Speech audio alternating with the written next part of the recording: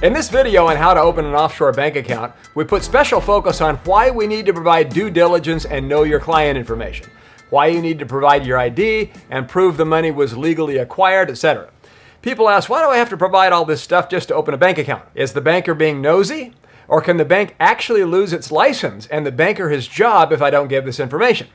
And what if I just lay on my back and scream and kick my feet? Will they pat me on the head and tell me the rules don't apply to me? So we'll give you some background information as to who is requiring these documents and why you need to provide it. So why listen to me on this topic? Because I've been the CEO of an international banking trust and company formation firm since 1991. Our company was formed in 1906. We have attorneys on staff, and as of this recording, I believe we have over 70,000 clients in our database and are the leading asset protection company worldwide. So feel free to give us a call right now for a free consultation. So here it is. The main organization that makes banks, trust companies, and corporate providers follow these requirements. It's the Organization for Economic Cooperation and Development, and it is an intergovernmental economic organization with 37 member countries. It was founded in 1961 to stimulate economic progress and world trade. And then in 1989, the OECD created the Financial Action Task Force on Money Laundering, FATF, another intergovernmental organization, meaning many countries come together, and its purpose is to combat money laundering, and in 2001 to also stop the funding of terrorism. It implements the recommendations as mutually agreed by member countries. The FATF office is housed in the OECD headquarters in Paris, France. In 2003, 40 recommendations require countries, among other things, to implement customer due diligence, for example, identity verification, and record keeping, plus 9 special recommendations. So here are some examples of these recommendations or requirements in order to form a company, trust, or open a bank account.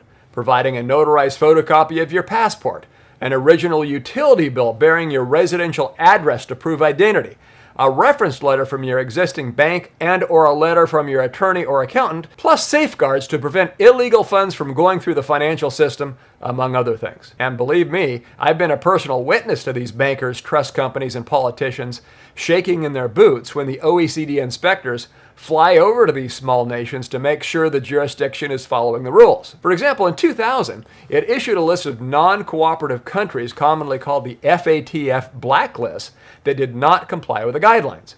Such a jurisdiction is put under intense financial pressure, such as limiting the country's ability to borrow from the International Monetary Fund, downgrading their debt rating, limiting their access to bond markets, correspondent banks, and ending relationships so their banks cannot wire funds in US dollars or euros, effectively crippling their economies and impoverishing their people.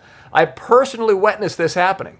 As a result, their governments will pull the licenses of non-cooperative banks, corporate providers, law firms, and trustees.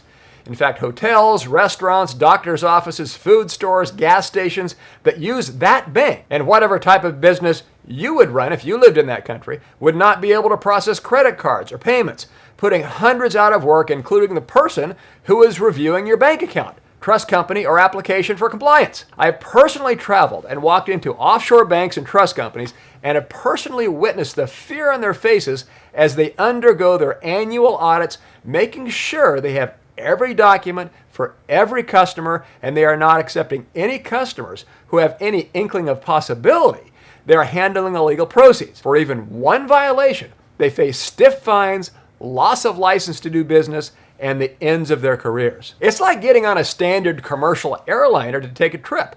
We must go through security screening if we want to get on that airplane. So we have a choice. Among other things, we can put our bags on the conveyor belt, walk through the body scanner, and follow whatever other directions are given by the personnel. We can get a special security clearance to lighten the load, or we can stand there beating our chest, yelling at the officials that they are wasting our time, complaining that we are good people, not terrorists, and should not have to be subject to such scrutiny.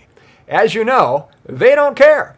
If you want to go to Paris or Dallas or visit your family on a standard flight, you have to follow their procedures, whether you're a good person or not. So when we set up a company, trust, or bank account, we can stomp our feet and wonder why it's taking so long, or we can simply go through the easy-to-follow checklist one at a time and just get the job done.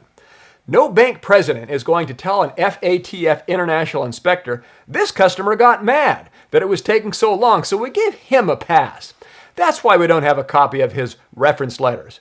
A banker like that will be out on the street looking for work. The president or prime minister of that small country will likely not win re-election due to the economic ruin of his or her country. Just like the security screeners at the airport, the bankers are not going to make exceptions just because you or I are somehow special. And the items are relatively easy. It's not brain surgery, and nobody is asking you to dig a tunnel with your bare hands between New York and Los Angeles. All you have to do is do a few phone calls or emails to request reference letters, make a few photocopies, visit a notary public, and stick them in an envelope.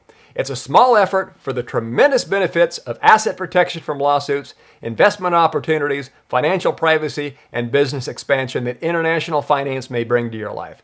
So go through the checklist one at a time, and I'm sure you'll find it easy to accomplish. If you're a client with questions, please feel free to give one of us a call. We're glad to help you. Thank you.